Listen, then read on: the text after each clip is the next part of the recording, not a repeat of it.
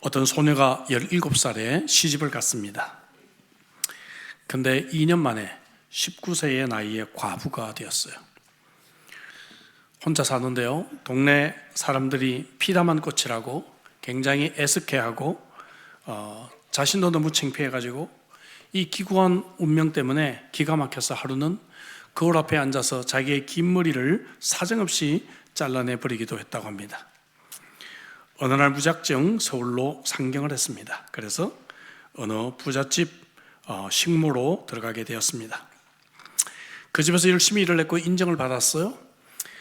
그리고 난 뒤에 어느 날 주인 어르신께 2가지 요청을 합니다. 하나는 야간 학교라도 저를 학교에 보내달라는 것이었고, 또 하나는 일요일이 되면 교회 갈 수 있도록 허락을 해달라는 것이었습니다. 주인은 이 젊은 과부의 소박한 소원을 들어주었습니다. 당시 이화여학교 야간 학부에 가서 공부를 했고, 주일날이 되면 어김없이 교회에 보내주었습니다. 그는 학교에서 공부를 열심히 하더니 장학생이 되었고, 그리고 학교에서도 인정을 받아서 일본으로 유학을 보내게 됩니다. 유학생 신분으로 일본에 온 이 젊은 과부는 너무너무 기쁘고 너무너무 감사했습니다. 그래서 더욱 열심히 공부하고 노력해서 소정의 과정을 잘 마치고 본국으로 돌아와서 당시 조선총독부 장학사로 일을 하다가 해방과 함께 새롭게 승격하여 세워진 대학교의 초대 학장을 맡게 됩니다. 누구의 이야기죠? 숙명여자 대학교 초대 학장으로 세워진 임숙재 선생님의 이야기입니다. 여러분, 감동적인 인생의 반전 스토리들이 많이 있죠. 우리는 반전 스토리들을 좋아합니다. 드라마나 영화, 반전이 없으면 흥미가 없습니다. 근데 여러분, 반전 스토리의 전제 조건이 뭔가 하면은 먼저 실패를 하는 거예요. 반전 스토리가 더 흥미있으려면 얼마나 더 큰 실패를 했느냐가 더 중요한 것입니다. 여러분, 실패를 안 해본 사람이 있습니까? 여러분, 나는 지금까지 살면서 한 번도 실패해보지 않았다, 그런 분 계십니까? 그렇지 않죠? 우린 누구나 실패해요. 그래서 실패는 보편성이 있다, 그렇게 말을 합니다. 어떤 면에서 우리는 부모님의 피임 실패 때문에 태어난 인생인지도 몰라요. 그러니까 우리는 정말 인생을 살면서 많은 실패들을 경험하며 인생을 살아가고 있다, 그 말이죠. 누구나 실패를 경험해요. 실패가 없다, 죽은 존재입니다. 근데 성경은 이 실패에 대해서 얼마나 관대한지 알 수 없어요. 굉장히 제너러스해요. 실패는 누구나 하는 거야. 여러분, 유명한 지혜자였던 솔로몬은 전도서 7장 20절에서 선을 행하고 전혀 죄를 범하지 아니하는 의인은 세상에 있어요, 없어요? 없다라고 이야기를 하고 있습니다. 우리는 누구나 완전하지 못합니다. 연필 위에 지우개가 있는 것은 잘못 쓴 것을 지우기 위함 아니겠습니까? 실패는 보편성만 있을 뿐만 아니라 실패는 유익성이 있습니다. 실패를 사람들은 부정적으로 생각을 하지만 실패는 우리들에게 무엇인가를 가르쳐 줍니다. 인생이 한 50이 넘으면 지나왔던 실패를 돌이켜보면 그때 실패 때문에 내가 이렇게 됐구나 하는 것을 깨닫게 됩니다. 저도 인생에서 큰 실패를 경험해 본 사람인데 그 실패 때문에 오늘 제 모습이 있습니다. 실패는 우리를 겸손하게 만들고 부족한 것이 무엇인지를 깨닫게 해줍니다. 사람들은 자기의 삶이 건강하거나 명예가 있거나 권력이 있거나 돈이 많으면 절대로 예수님을 자기 인생에 초청하지 않습니다. 오늘날 우리가 읽은 이 본문 이야기에서도 베드로가 만약에 물고기를 많이 잡았다면 여러분, 예수님이 하실 일이 없었을 것입니다. 그러나 고기를 못 잡았어요. 빈배가 되었습니다. 그래서 예수님이 이 빈배에 탈 수가 있었고 복음을 증거할 수가 있었고, 그리고 이 배는 예수님이 말씀을 증거하는 강대상이 될 수가 있었습니다.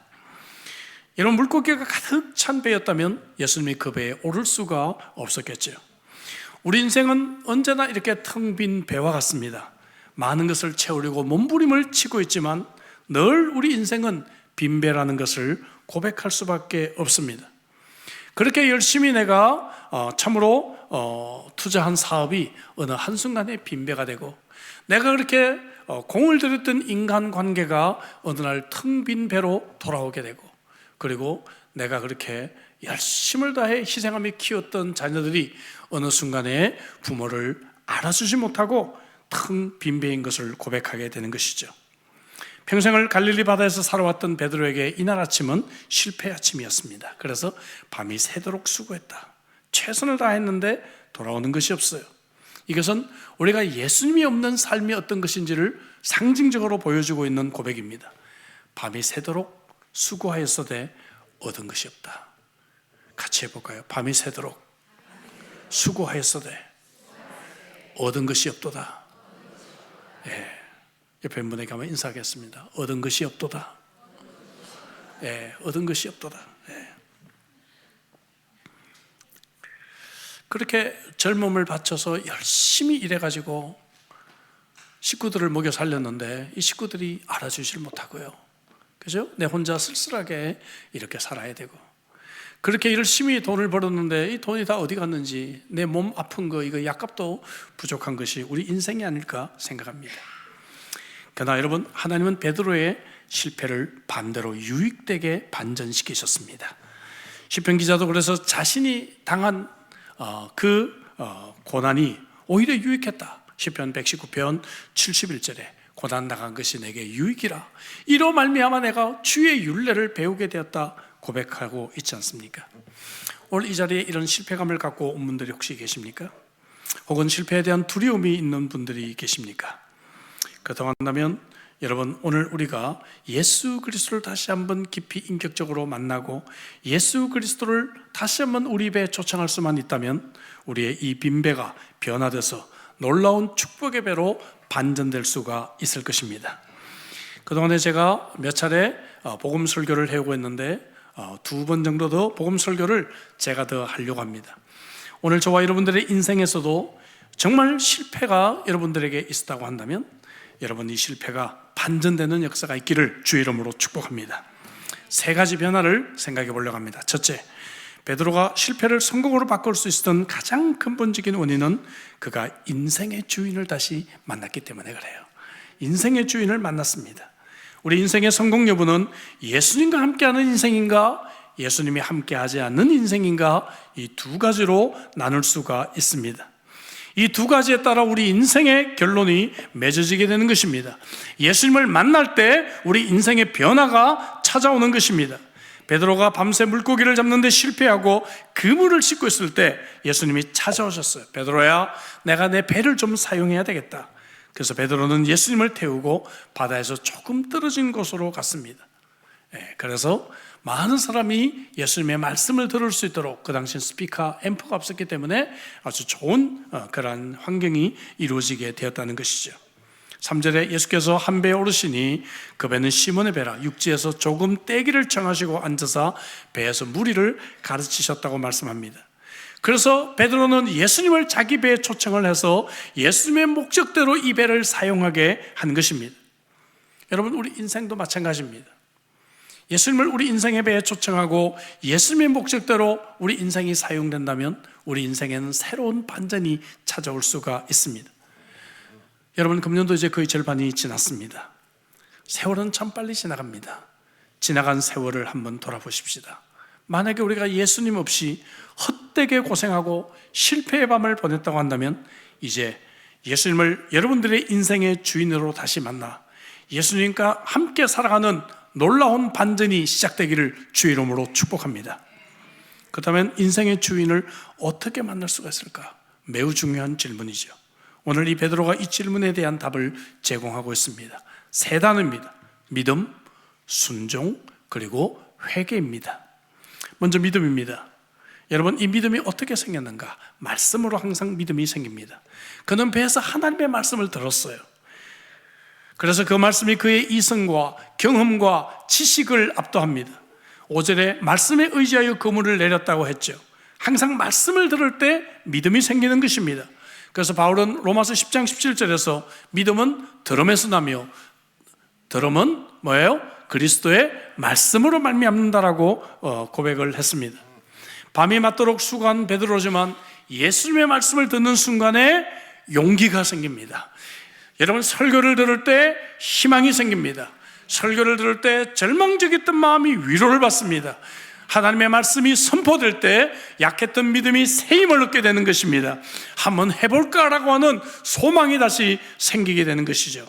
베드로도 역시 말씀에 의지해서 실패했던 그 자리로 다시 나가 그물을 내릴 수가 있었다는 것입니다. 그랬더니 많은 물고기가 잡혔어요. 이 사건으로 예수님을 다시 봅니다. 주님의 능력을 체험하기 전에는 5절에 보니까 선생님이요, 랍비, 일반적인 스승으로 예수님을 불렀어요. 그런데 물고기가 많이 잡히고 난 뒤에 8절에 보니까 주여라고 고백합니다. 이것은 하나님과 동등된 그런 표현입니다. 신적인 권위를 인정하는 표현입니다.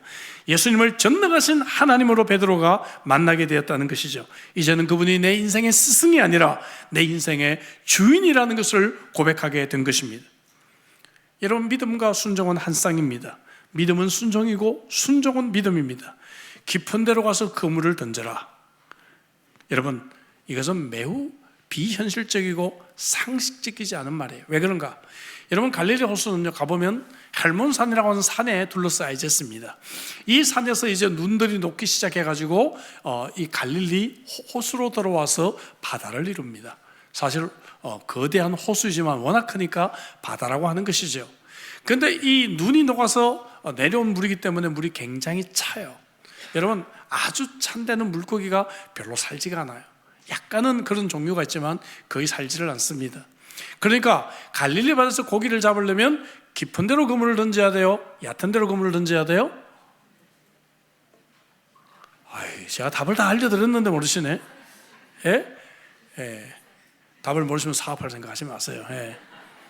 갈릴리 바다에서 물고기를 잡으려면 깊은 데로 그물을 던져야 돼요? 얕은 데로 그물을 던져야 돼요? 얕은 데로 그물을 던져야 되거든요. 그리고 여러분, 이 물이 워낙 맑기 때문에 이 물이 잘 보여요. 예? 그러면 물고기가 사람이 보이면 잘 잡힐까요? 안 잡힐까요? 안 잡혀요. 그러면은 어때요? 낮에 여러분 물고기를 잡아야 돼요? 밤에 잡아야 돼요? 밤에 잡아요. 이제 다 하셨네, 그죠? 그러니까 그런 것처럼 이 어부들은 그걸 잘하니까 평생 갈릴리 바다에서 물고기 잡았잖아요. 밤에 얕은 데서 물고기를 잡았단 말이에요. 그리고 이제 그래도 못 잡아가지고 지금 그물을 씻고 있는데, 아니 저기 30대 초반에 목수라는 양반이 갑자기 와가지고 지금 이 대낮에 깊은 데로 가서 물고기를 잡아라, 이게 상식적으로 말이 안 되는 거예요. 이게 상식적으로 이해되시죠? 예. 그런데 베드로가 그 말씀에 의지하여 그물을 내렸다고 하는 것입니다. 여러분, 이것이 여러분 믿음과 순종이에요. 그 말씀을 믿고 말씀대로 따를 때 많은 물고기를 잡게 되었다는 것. 뿐만 아니라 지금 밤이 새도록 수고해서 얼마나 피곤해요. 예? 여러분, 밤새도록 낚시해 본 분 계시죠? 예, 여기 우리 강태공들이 좀 계시잖아요, 저에게. 예, 밤새도록 낚시하고 나면 피곤하단 말이에요. 예. 그리고 이제 그물을 씻고 있단 말이에요. 이제 집에 가는 거예요. 그런데 다시 이 그물을 다시 준비해서 나간다는 것은, 이것은 순종의 마음이 없이는 불가능한 것이었습니다. 근데 여러분, 항상 기적은 순종에서 여러분 나오는 줄로 믿습니다. 파스칼의 말대로 믿음이란 인간의 이성을 십자가에 못 박는 것이다. 예. 내가 생각이 있고 내가 배운 것이 있고 내가 경험이 있지만 이것을 십자가에 못 박을 때 우리에게 믿음이 생기는 줄로 믿습니다. 로마에 한인교회가 있는데요, 로마 한인교회 몇백 명이 모이는 교회예요. 거기가 한국에서 성악하려고 이제 온 성악가들이 많습니다. 저도 지금도 가끔 유튜브에서 이 로마 한인교회 이 성가대 찬양을 듣곤 해요. 워낙 잘해가지고요. 근데 수년 전에 그 교회 실력 있는 성악을 전공한 여자분이 계셨습니다. 근데 눈이 쌍꺼풀이 아니어가지고 쌍꺼풀 수술을 하려고 이제 날짜를 잡아놨어요. 근데 바로 그 전 주일날 목사님이 설교하시면서 왜 하나님이 주신 것을 자꾸 고치냐, 그대로 좀 제발 좀 살아라, 고쳐야 행복한 게 아니다, 그래야 꼭 미인 되냐, 이런 설교를 하시더래요. 그래서 이 목사님 지금 내 말씀도 안 들었는데 어떻게 하시지?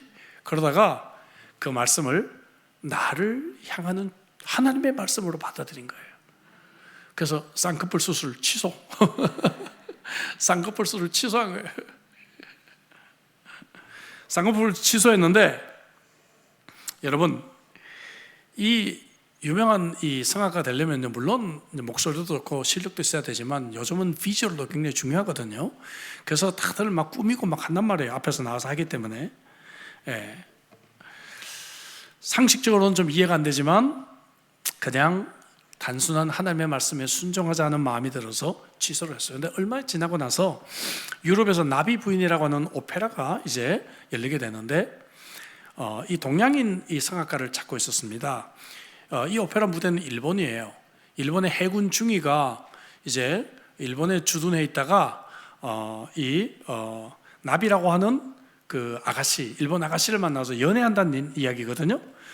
근데 이 나비 부인의 주인공은 동양인 여성이 돼야 되잖아요. 동양인 여성이. 그래서 이제 동양인 여성 성악가들을 쭉 선발해 놓고 보니까 다 얼굴을 뜯어고쳐서 서양식이 돼 있는 거예요. 예? 그러다가 이분에게까지 연결이 된 겁니다.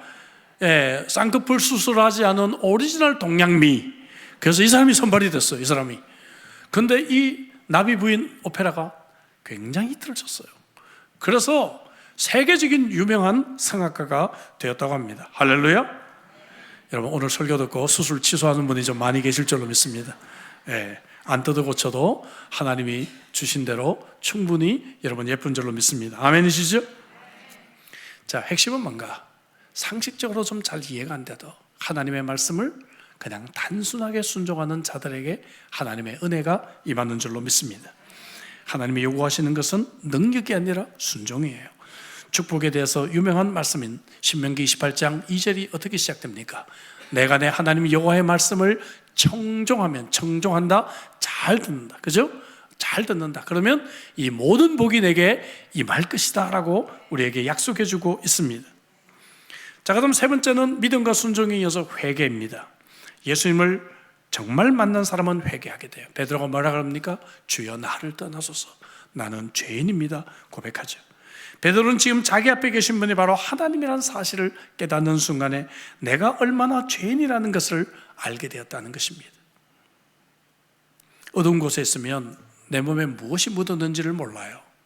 우리는 세상 속에서 나는 그런 대로 괜찮은 사람이라고 착각하고 삽니다. 나는 뭐 저런 사람처럼 죄 짓고 뭐 감옥 가고 그러지 않아. 나는 죄인이 아니라고 생각합니다. 제가 한국에서 전도사 시절에 서울대학교 대학원 학생들 성경 공부를 제가 인도한 적이 있습니다. 그런데 이들의 공통적인 질문이 몇 개 있는데 이들은 다 예수 안 믿는 사람들이에요. 단지 기독교를 알아보고 싶어서 성경 공부를 하게 됐습니다. 공통적인 질문 중에 하나가 뭔가 하면은 내가 왜 죄인이야 이게? 왜 나보고 죄인이라 그래? 근데 기독교는 내가 죄인이라는 것을 깨닫는 것부터 복음이 시작되잖아요. 그죠? 그래서 제가 이 비유를 했습니다. 예, 불을 깜깜하게 켜놓고 제가 얼굴에 뭔가를 묻혀서 갔어요. 그러니까 아무것도 모르는 거죠. 그죠? 근데 불을 켰습니다. 그랬더니 아이고 전우사님 하고 손가락질을 벌써 딱 왔습니다. 우리가 세상 속에 있을 때 죄 있는 세상 속에서는 내가 죄인이라는 것을 알지를 못해요. 그러나 우리가 밝으신 예수 그리스도를 만나기만 하면 내가 얼마나 죄인인지를 깨닫게 됩니다 라고 제가 그들에게 설명을 했던 기억이 있습니다. 사랑하는 성도 여러분, 영광의 주님을 만나면 그 영광의 빛이 비치면 내가 얼마나 부족하고 내가 얼마나 죄인이고 내가 얼마나 소망 없는 존재인지를 깨닫게 될 줄로 믿습니다. 우리가 알다시피 베드로는 일찍 동생의 전도로 예수님을 만났던 사람이에요. 요한복음 1장에 그 얘기가 나옵니다. 그런데 이렇게 예수님을 직접 만나는 특권이 있었음에도 불구하고 고기 잡는 일에 여러분 생계가 너무 바빠가지고 잊어버리고 말았습니다. 벌써 몇 달이 지난 것 같아요. 1절에 보면 많은 사람들이 예수님의 말씀을 들으려고 아침 일찍 모여들었는데 그는 예수님은 까마득하게 잊어버리고 고기 잡는 돈 버는 사업에만 몰두하고 있었습니다. 시몬은 부둣가에 배를 정착시키고 그물을 정리하고 씻고 있었을 뿐 은혜 받는 일에는 아무 관심이 없었어요. 바로 그때 예수님께서 의도적으로 베드로의 배를 골라 타십니다. 예수님은 시몬을 구원하시고자 그를 선택해 주셨다는 것이죠. 여러분 돌이켜보면 80억이 넘는 인구 중에 주님이 나를 선택해 주셨다는 거 얼마나 감격이 있습니까? 아멘이십니까? 이 80억이 넘는 인구 중에 하필이면 나를 대한민국 땅, 아니 뭐 중국 땅, 호주 땅, 아니면 미국 땅 어디선지 태어나게 하시고 하나님이 나를 기억하시고 나를 예수 믿게 해주신 것 기적 중에 기적인 줄로 믿습니다. 오늘 이 주일날 내가 정말 이 교회에 와서 하나님을 예배드리는 거, 이거는 특별한 하나님의 선택이 아닐까요? 하나님의 축복인 줄로 믿습니다. 베드로는 예수님을 잊었어도 예수님은 그를 잊지 않고 찾아오셨어요. 하나님은 오늘도 이러한 큰 목적을 가지고 저와 여러분들을 선택하여 주신 줄로 믿습니다. 나의 가정을 통해, 내 직장, 나의 사업을 통해서 하나님의 교회를 세우고 하나님 나라를 세워 가시려고 하는 내 인생의 배를 주님께서 선택하신 줄로 믿습니다. 베드로는 주님을 만나고 세상에 바빠가지고 그리스도인답게 살지 못했던 자신을 회개합니다. 그리고 구원의 기적을 체험하게 됩니다. 오늘 이 자리에도 고기잡이에 바빠가지고 주님을 잊고 있었던 분들이 계시다고 한다면 오늘 베드로처럼 다시 한번 회개하고 예수님이 여러분들의 인생의 배의 선장으로 모셔줄 수 있는 그러한 은혜가 있기를 주의 이름으로 축복합니다. 자, 인생의 주인을 먼저 만나야 되고요. 두 번째는 인생의 사명을 만나는 변화가 베드로에게 있었습니다. 그는 예수님이 지시한 대로 그물을 내렸어요. 4절 말씀을 마치고 베드로에게 이르시되 깊은 데로 가서 그물을 내려 고기를 잡아라. 제가 설명한 대로 이 말씀을 수용하기는 굉장히 어려웠을 것 같습니다. 그러나 그는 그 계획을 받아들이고 깊은 데로 가서 그물을 던지게 됩니다. 여러분, 많은 사람들이 얕은 물가에서 인생을 살아가고 있습니다. 얕은 물은 안전합니다. 얕은 물은 편안합니다. 얕은 물은 스트레스가 없습니다. 얕은 물은 그냥 신경 쓸 일이 별로 없습니다. 그래서 많은 사람들이 얕은 물가에서 신앙생활하기를 좋아합니다. 예배만 드리면 축도와 함께 바람과 함께 사라지기를 원합니다. 여러분, 그냥 교회 가서 뭐 봉사, 상처받아 괜히 교회 생활 많이 하다가 괜히 어려움 당해 깊이 관여 안 하는 게 좋아. 재직회 한번 들어갔다가 큰일 나. 여러분 그렇게 생각해요. 제자 훈련 받아 그러면 큰일 난다. 그러다가 또 안수집사 될라 걱정합니다. 자녀들이 교회 열심히 나가면 저러다 목사 된다는 거 아닌가 염려합니다. 그죠? 예, 절제시킵니다. 제자 훈련 받아라. 새가족반 해라. 다음에 하겠다. 다음에 하겠다. 다음에 하겠다. 전부 대답의 90%는 다음에 하겠다는 거예요. 네, 여러분, 시험 공부 실패 7단계를 아십니까? 시험 공부 실패 7단계. 첫 번째 단계, 집에 가서 공부하자. 그죠? 싸들고 집에 옵니다. 1단계. 2단계, 집에 왔으니 밥 먹고 공부해야지. 3단계, 배부르니까 조금만 쉬었다 하자. 4단계, 지금 드라마 보는 거 있는데 요거만 끝나거든 공부하자. 5번째, 이제 밤새 공부해야지. 6번째, 피곤해. 내일 아침에 일찍 일어나서 공부하면 돼. 7번째, 아침에 늦게 일어났습니다. 이번 시험 망쳤다. 다음 시험부터 열심히 하자. 이렇게 시험 망치는 거예요. 그래서 제가 학생들 가르칠 때는 늘 강조하는 게 뭔가 하면은 가장 컨디션이 좋을 때 공부를 해라. 그죠? 그리고 컨디션이 너무 떨어지고 피곤할 때 좀 게임을 하든지 혹은 또 밖에 나가서 운동을 좀 하든지 해라 라고 제가 강조를 해요. 저도 그게 제 원칙이 있어요. 가장 컨디션이 좋을 때 말씀 준비하고 공부하고 합니다. 컨디션이 좀 떨어졌을 때 행정을 해요. 답장을 보내거나 행정을. 컨디션이 아주 떨어졌을 때 그때는 이제 조금 쉬거나 혹은 저 취미를 좀 하거나 합니다. 예. 그래야 우리가 이 일들을 잘해 나갈 수 있기 때문에 여러분, 한 해라도 젊었을 때 열심히 말씀 공부하시기 바랍니다. 아멘이십니까? 저도 이게 6학년이 되고 나니까 밤에는 책을 읽기가 힘들어요. 그래서 요즘은 이북으로 많이 바꾸고 있고요. 챗GPT 라이브러리를 만들기 시작했습니다. 그래서 책들을 좀 스캔해서 넣고 그렇게 해서 제가 좀 활용을 하려고 생각하고 있습니다. 예, 제가 하나님이 몇 년을 더 살지는 모르지만 하나님 앞에 갈 때까지는 하나님 앞에 쓰임 받아야 되지 않겠어요? 어떤 식으로든. 그래서 열심히 저도 노력을 하고 있습니다. 하지만 나이가 들면 어려워요. 다음으로 미루지 마시고 한 해라도 젊었을 때, 조금이라도 시간이 있을 때 여러분들이 주님을 위해 더 잘 섬길 수가 있어요. 그죠? 더 공부할 수 있어요. 말씀을 더 사랑할 수가 있습니다. 손에 힘이 있을 때 성경 필사할 수 있어요. 이 힘도 떨어지면 필사도 못해요. 여러분, 할 수 없는 때가 금방 다가옵니다.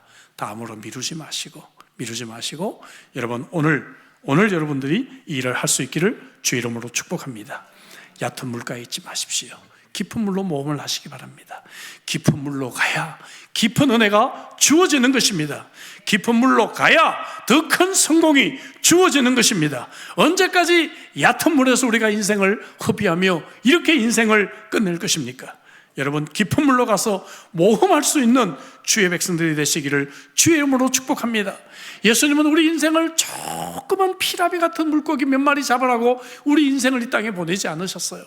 예수님은 정말 만선이 되도록 큰 물고기를 만선을 우리가 가질 수 있도록 우리 인생을 만드셨다고요. 여러분, 주님은 그런 계획을 가지고 여러분들을 지금 기다리고 계십니다.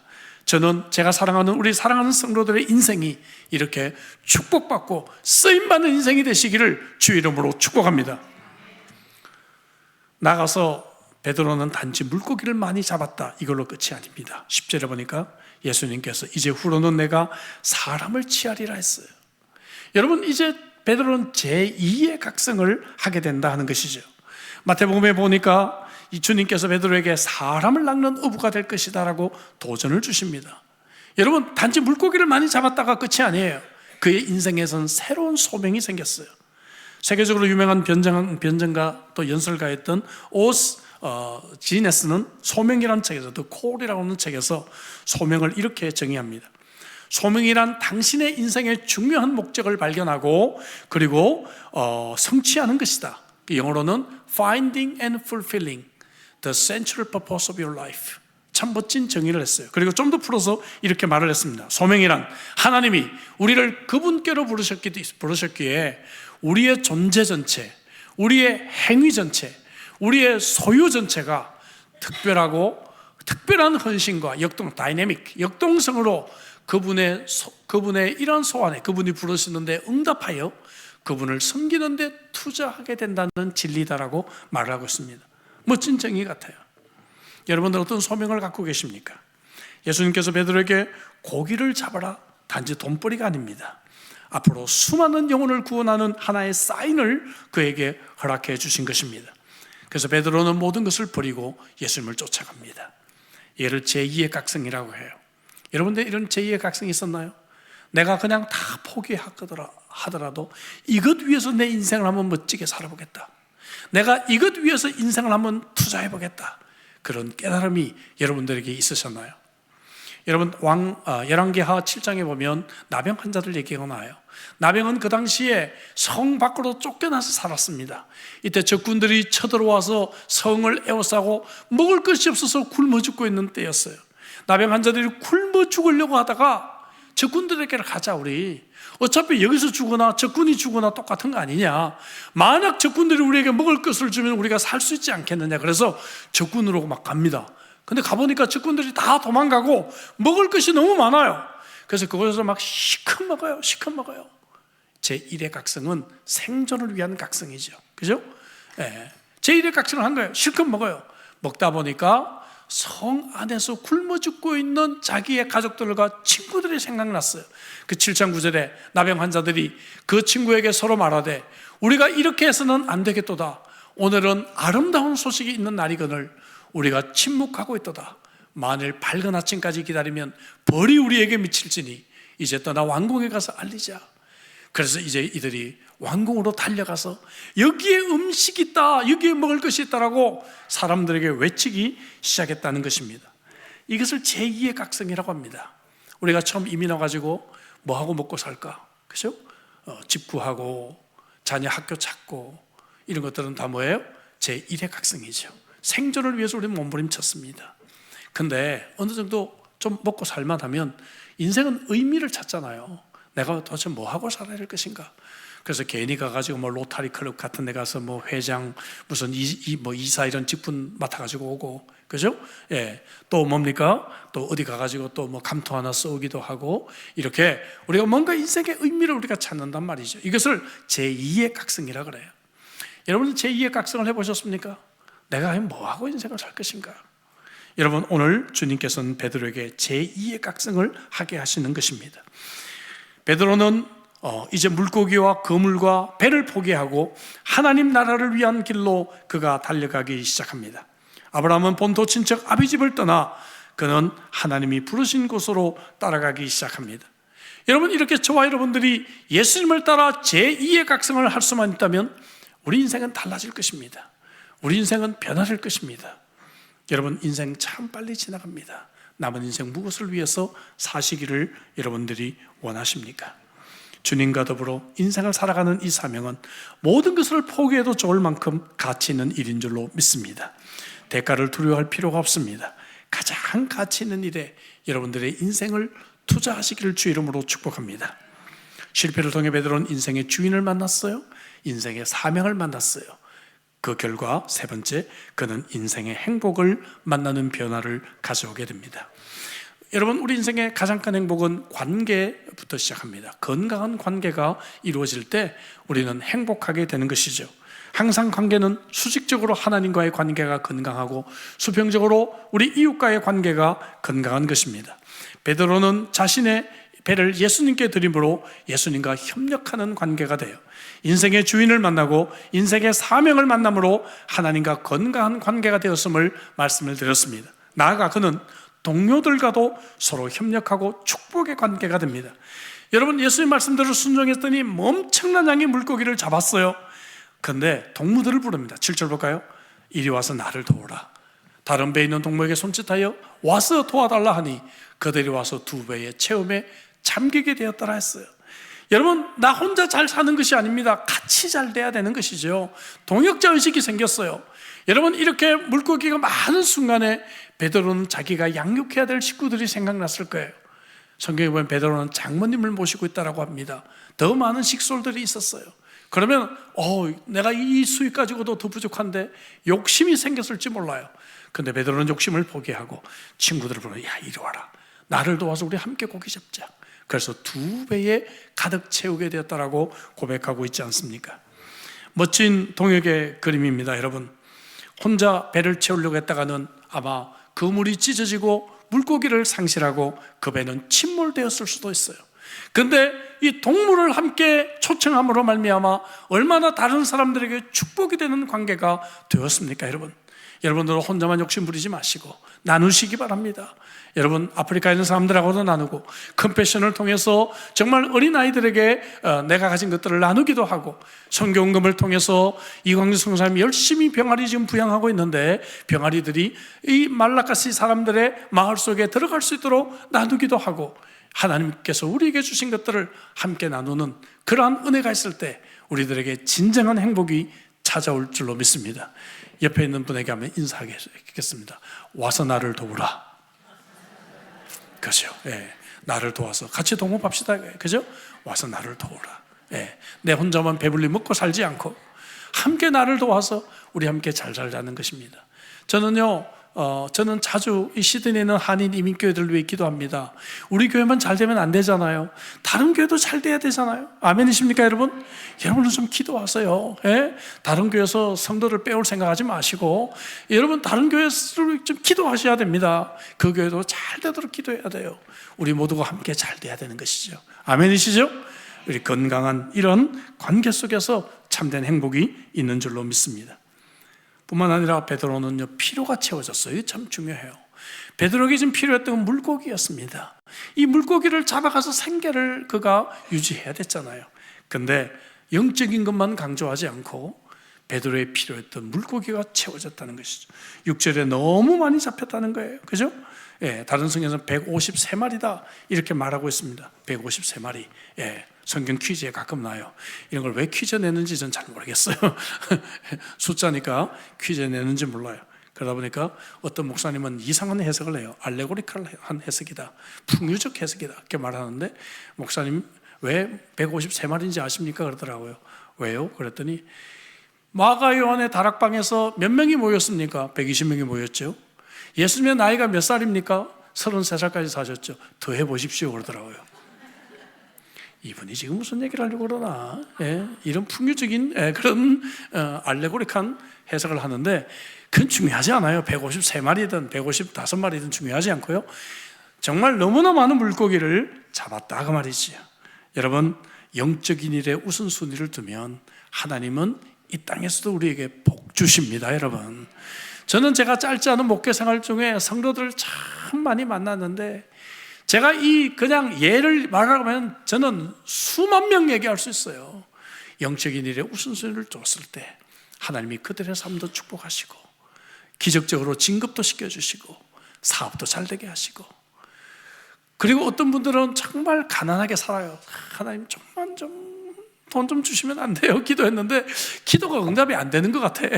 그런데 보니까 자녀들이요 너무 잘 돼요. 자녀들이 너무 축복을 받아요. 자녀들이 그냥 돈을 끌어모아 돈이 막 그냥 자석처럼 달라붙어. 예.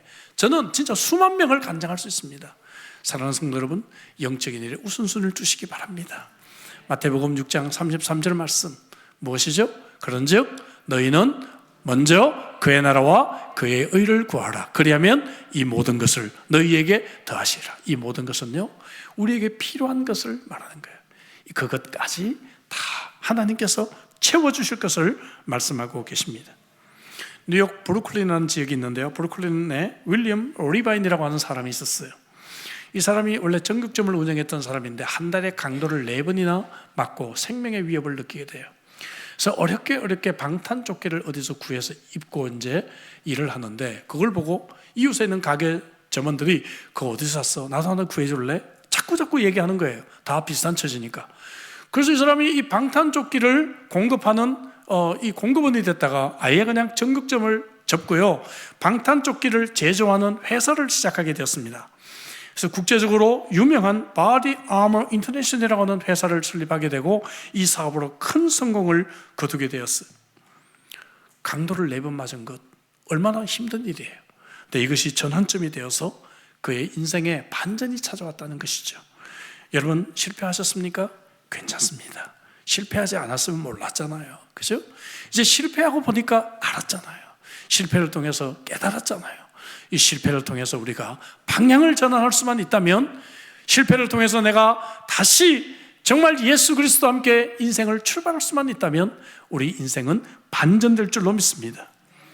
저는 호주의 영적인 거장을 이야기하라고 한다면 이 사람을 꼭 꼽습니다. 자주 설교 시간에 인용하는데요, 지난 세기 1866년에 태어나서 1958년에 세상을 떠나는 캐논 클리포드 해리슨 내쉬 목사님을 저는 얘기합니다. 이분은요 목회를 처음에 했는데 무능력하다고 교회에서 늘 쫓겨났습니다. 그랬던 분인데 실망하지 않았어요. 하나님은 분명히 나에게도 쓸 일이 있어서 나를 목사로 삼으셨을 것이다. 실망하지 않고 빅토리아 멜번에서 학생 1명을 놓고 바이블 칼리지를 시작했습니다. 이것이 바이블 칼리지 오브 빅토리아가 되었고 오늘날 멜번 스쿨 오브 시얼러지라고 하는 유명한 신학교가 되었어요. 그래서 이 신학교를 통해서 무려 과거에 5,000명, 지금 한 10,000명 되는 수많은 학생들을 배출하고 영적인 지도자들을 배출했어요. 레온 모리스라고 하는 유명한 신학자도 이 학교에서 근무를 하게 되었습니다. 여러분, 그는요 70세가 될 때까지 최선을 다해서 학생들을 가르쳤고요, 그리고 80살이 되었을 때도 그는 은퇴하고 난 뒤에도 여전히 학생들을 가르치고 목사들을 가르쳤습니다. 80세가 되었을 때 앞으로 10년 동안도 그는 풍성한 하나님의 사역이 자기를 다스리고 있다고 그는 기억을 했습니다. 그리고 그는 90살이 되었을 때 토인비의 불멸의 역사서 6건을 완독했다라고 그는 고백을 했습니다. 저도 이렇게 되고 싶어요. 저도 하나님이 90살까지 살려주시면 그때까지 하나님이 정말 필요한 일에 쓰임받기를 원합니다. 그래서 그의 유명한 말을 통해서 책에 이름을 붙여졌는데 좀 깁니다. 영어로 읽어보면 이렇습니다. Failure is not final in rich providence of God. Failure cannot be transmuted into the best lessons God can give us. 실패는 마지막이 아닙니다. 실패는 하나님의 풍부한 섭리이며 하나님이 우리에게 주실 수 있는 최고의 교훈입니다. 여러분 아멘이십니까? 자주 경험합니다. 저도 많이 실패했습니다. 넘어질 수 있습니다. 하지만 그것이 끝이 아닙니다. 우리는 다시 일어나야 합니다. 그리고 그 실패의 환경 속에서 우리가 주님을 초청하고 주님을 내 빈배의 선장으로 모실 수만 있다면 우리의 인생은 반드시 반전될 수가 있습니다. 아직 인생의 주인을 만나지 못한 분들이 계시다면 예수님이 여러분들의 인생의 주인으로 초청하시기를 바랍니다. 예수님을 만났지만 아직까지 내가 고기잡이에 바빠서 인생의 진정한 제2의 각성을 하지 못한 분들이 계시다면 오늘 여러분들이 앞으로 남은 인생의 제2의 각성을 할 수 있는 사명을 발견할 수 있기를 주의 이름으로 축복합니다. 그럴 때 하나님은 오늘 우리의 필요를 채우고, 그리고 하나님께서는 우리들에게 하나님께서 참으로 원하시는 그러한 놀라운 축복의 인생의 반전을 경험하게 하실 것입니다. 기도하겠습니다. 주신 말씀 가지고 우리 한번 기도하도록 하시죠. 우리는 실패를 자주 경험합니다. 그러나 괜찮습니다.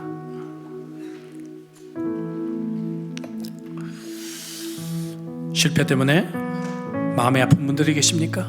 힘든 분들이 계십니까? 괜찮아요. 여러분, 다시 일어나면 돼요. 아직 하나님은 우리들에게 기회를 주고 계시고요, 하나님은 우리들에게 그 작은 그거 성공하라고 우리 인생을 만들지 않았습니다. 하나님은 더 깊은 물가로 우리를 부르고 계십니다. 오늘 말씀을 통해서 내 인생의 주인을 아직 만나지 못한 분들이 계시다면 예수 그리스도가 여러분들의 인생의 선장이 되도록 마음의 문을 열고 초청하시길 바랍니다. 주님, 제 빈배에 주님이 내 선장이 되어주세요 라고 기도만 할 수 있다면 주님은 여러분들의 인생에 찾아오시고 여러분들의 배에 타시고 여러분들의 인생을 운전하기 시작하실 것입니다. 예수님을 알지만 그럼에도 불구하고 내가 그냥 세상살이에 바빠서 얕은 물가에서 여전히 살고 있는 분들이 계시다면 오늘 말씀을 통해서 깊은 물가로 나아가는 모험의 결단이 있기를 바랍니다. 한번 기도할까요? 하나님, 저를 깊은 물가로 데려가 주시고 다시 한번 내 인생 이대로 얕은 물가로 피라미나 잡는 인생이 되지 않고 큰 물고기, 많은 물고기를 잡는 인생으로 나를 변화시켜 주십시오. 기도했으면 좋겠어요. 오늘 주신 말씀 가지고 내 인생에 적용하며 한번 간절하게 결단의 기도로 나아가겠습니다. 기도하겠습니다. 하나님,